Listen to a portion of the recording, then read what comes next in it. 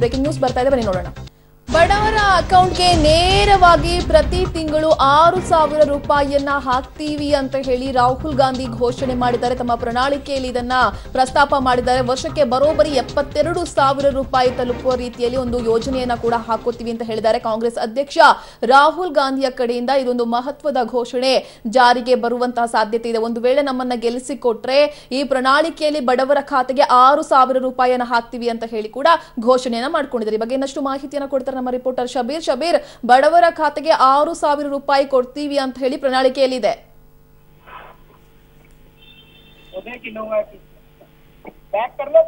ಶಬೀರ್, ನನ್ನ ಧ್ವನಿ ಕೇಳಿಸ್ತಾ ಇದೆಯಾ? ಶಬೀರ್, 6,000 ರೂಪಾಯಿಯನ್ನ ಬಡವರ ಖಾತೆಗೆ ಹಾಕ್ತೀವಿ ಅಂತ ಹೇಳ್ತಾ ಇದ್ದಾರೆ, ಪ್ರಣಾಳಿಕೆಯಲ್ಲಿ ಇದೆ, ಏನ್ ಕತೆ ಅಂತ ಹೇಳಿ. ಪ್ರಶ್ನೆ ಇನ್ನೊಮ್ಮೆ ವಿದ್ಯಾ, ಕೇಳಿಸ್ತಾ ಇದೆಯಾ? ಸಂಪರ್ಕ ಸಾಧ್ಯ ಆಗ್ತಾ ಇಲ್ಲ. ಬಡವರ ಖಾತೆಗೆ 6,000 ರೂಪಾಯಿಯನ್ನ ಹಾಕ್ತೀವಿ ಅಂತ ಹೇಳಿ ಪ್ರಣಾಳಿಕೆಯಲ್ಲಿ ಇದೀಗ ರಾಹುಲ್ ಗಾಂಧಿ ಅವರು ಘೋಷಣೆಯನ್ನ ಮಾಡಿದ್ದಾರೆ. ನೇರವಾಗಿ ಬಡವರ ಖಾತೆಗಳಿಗೆ ತಿಂಗಳಿಗೆ 6,000 ರೂಪಾಯಿಯನ್ನ ಜಮೆ ಮಾಡ್ತೀವಿ ಅಂತ ಹೇಳಿ ಲೋಕಸಭಾ ಎಲೆಕ್ಷನ್ ಸಂದರ್ಭ ಆದ ಕಾರಣದಲ್ಲಿ ಇದೀಗ ಪ್ರಣಾಳಿಕೆಯನ್ನ ಕೂಡ ಬಿಡುಗಡೆ ಮಾಡಿದ್ದಾರೆ. ಆ ಪ್ರಣಾಳಿಕೆಯಲ್ಲಿ ಬಡವರ ಅಕೌಂಟ್ಗೆ ನೇರವಾಗಿ 6,000 ಜಮೆ ಮಾಡ್ತೀವಿ ಅಂತ ಕೂಡ ಇದೀಗ ಘೋಷಣೆಯನ್ನ ಮಾಡ್ಕೊಂಡಿದ್ದಾರೆ. ಹೇಗಾದ್ರೂ ಮಾಡಿ ಈ ಬಾರಿ ಅಧಿಕಾರದ ಚುಕ್ಕಾಣಿಯನ್ನ ಹಿಡಿಬೇಕು ಅಂತಾನೆ ಇದ್ದಾರೆ. ಶಬೀರ್, ನನ್ನ ಧ್ವನಿ ಕೇಳಿಸ್ತಾ ಇದೆಯಾ? ವರ್ಷಕ್ಕೆ ಬರೋಬ್ಬರಿ 72,000 ರೂಪಾಯಿ ಆಗುತ್ತೆ. ಜೊತೆಗೆ ತಿಂಗಳಿಗೆ 6,000 ರೂಪಾಯಿಯನ್ನ ಹಾಕ್ತಿವಿ ಅಂತ ಹೇಳಿ ಘೋಷಣೆ ಮಾಡಿದ್ದಾರೆ. ಏನ್ ಕತೆ ಅಂತ ಹೇಳಿದ್ದು?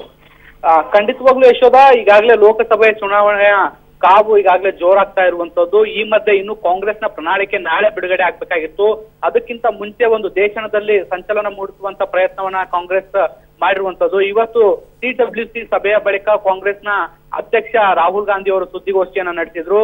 ಕಾಂಗ್ರೆಸ್ ಒಂದು ಹೊಸ ಯೋಜನೆಯನ್ನ ತರಲಿಕ್ಕೆ ಹೊರಟಿದೆ. ಸಾಮಾಜಿಕ ನ್ಯಾಯ ಮತ್ತು ಎಲ್ಲರಿಗೂ ಕೂಡ ಮಿನಿಮಮ್ ಆದಾಯವನ್ನ ಕೊಡೋ ನಿಟ್ಟಿನಲ್ಲಿ ಕಾಂಗ್ರೆಸ್ ಒಂದು ಯೋಜನೆಯನ್ನ ರೂಪಿಸಿರುವಂತದ್ದು. ದೇಶದಲ್ಲಿರುವಂತಹ ಕಡು ಬಡವರಿಗೆ ವರ್ಷಕ್ಕೆ 72,000 ರೂಪಾಯಿಯನ್ನ ಮಿನಿಮಮ್ ಆದಾಯವನ್ನ ಕೊಡುವಂತ ಪ್ರಯತ್ನವನ್ನ ಕಾಂಗ್ರೆಸ್ ಅಧಿಕಾರಕ್ಕೆ ಬಂದ್ರೆ ಈ ಯೋಜನೆಯನ್ನ ಜಾರಿಗೆ ತರುತ್ತೆ.